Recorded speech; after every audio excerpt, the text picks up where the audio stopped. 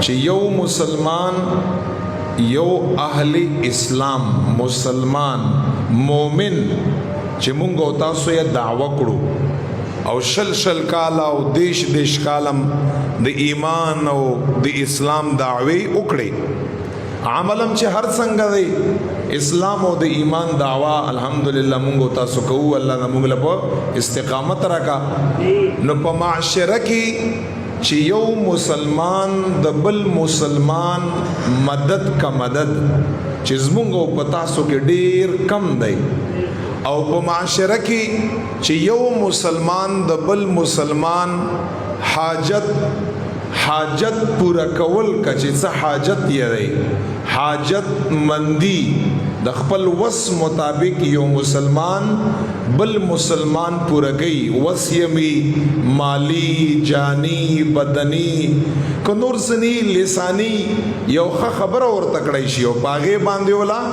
اطمینان اور کوي دا خبرم حضور مبارک فرمای صدقتون دام صدقه دا په دې باندې انسان ته ثواب ملاوي نو دغه انسان لا خدای پاک جل جلاله خالق کائنات څومره اجر ورکړي څومره ثواب ورکړي نن زما استا په وطن کې په معاشره کې ډیر داسې کسان شتا چې هغه صاحب ثروت دي صاحب مال دي الله ولا نعمت ورکړی دی ډیر داسې کسان شتا چې هغه محتاج دي هغه کمزوري دي مال په لحاظ باندې یا افرادو په لحاظ باندې یا د بدن په لحاظ باندې هغه کمزوري دي داسم افراد زما استا په معاشره کې موجود دي او داسې کسانم موجود دي چې هغه په صحت باندې برابر دي هغه په افرادو باندې خو مضبوط دي هغه مال په لحاظ باندې الله تعالی خو پیدا کړی دي اوس کوم او تاسو وګورو نن سبا د مسلمان په معاشره کې او بیا د پښتون په معاشره کې چې په ټوله دنیا کې پښتون قوم دا په دې باندې زیات یادګي چې په دوی کې اسلام او ایمان لږ زیات دی دا هغه قوم دی چې په دوی کې کافر نه دی پیدا ابتدا نه دا ټول مسلمانان تیر دي پښتانه دا اوس حالاتو دا سه خراب کړه ګډوډي کړه خو په ابتدا کې دا ټول مسلمان قوم دی پښتانه پدې کې کفر یا پدې کې شرک یا پدې کې د بت وغیرہ عبادت پښتانه داسې چرته نه دي تیر اکثر پدې کې مسلمانان او اهل ایمان تیر دي خو افسوس خبره ده چې اومغه د اسلام معاشره او د پښتون معاشره تاسو دا خبره اورې کنه اورې په غوګو باندې هر سړی لګیا دی او دا خبره کوي چې ځان زالی دا خبره خو ما او تا کړی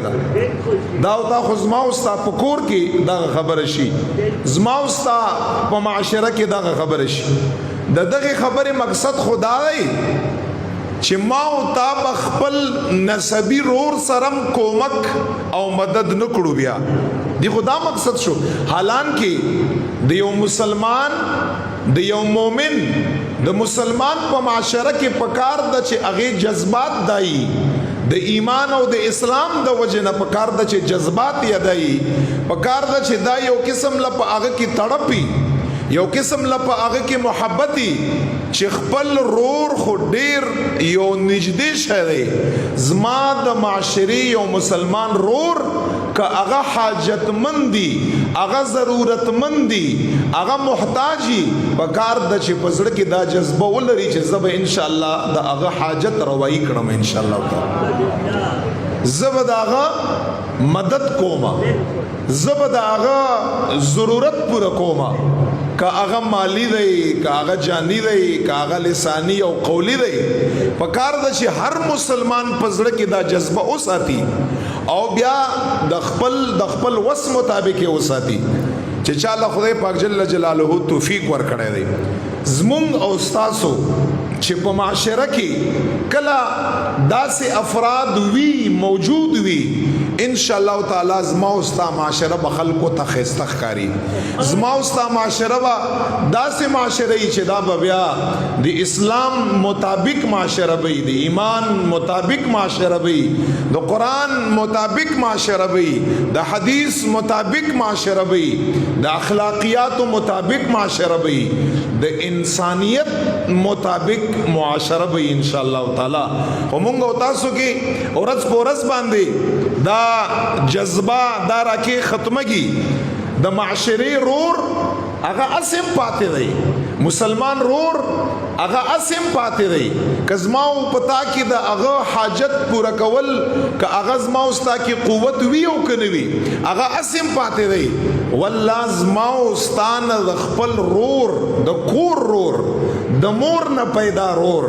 ما او تا نن سبا وګوره په معاشره کې هغه مو ته پری خو دی بالکل او هغه طرف تم شا کړی دا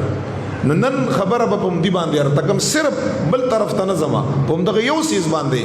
چې کوم یو انسان د بل مسلمان حاجت پوره کوي یو مسلمان بل مسلمان سره مدد کا د هغه په خدمت کې رب لا یزال دغه انسان له په دنیا او په آخرت باندې څومره اجر عزت او احترام ورکوي دا خبره زده کړئ مسلمانانو ورونو دینه بغیر دا یاد لرا یو مسلمانم په خپل ذات کې پورا نه دی سنا څخامای کمی باغه کې پیدا کړی د الله جل جلاله ځکه ورته انسان یې پورا یو الله دی په کار د شزما او پستا کې دا عزمي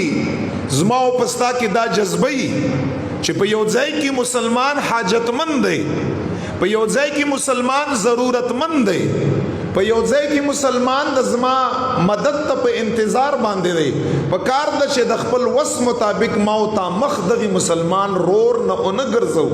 په کار د چې د حاجت روایی وکړو په کار د چې د مدد وکړو په کار د چې د ضرورت پوره کړو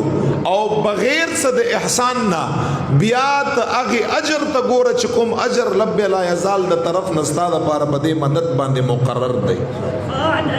چې څومره ثواب ته ګټې په دې باندې